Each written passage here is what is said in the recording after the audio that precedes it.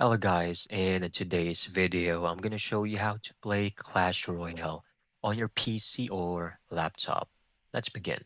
First, open up your favorite browser.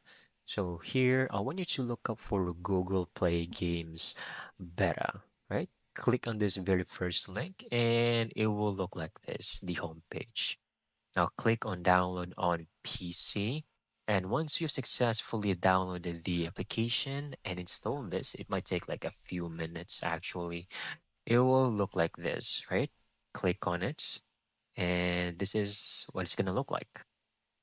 Here, you can now choose any game. You will click on Explore and search for Clash Royale.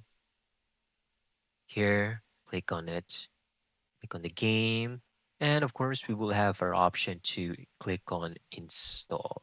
Once done, go ahead, play the game. But of course, make sure you are logged in to the correct user. And basically, you can also do this with pretty much any game out there. We have Mobile Legends and such.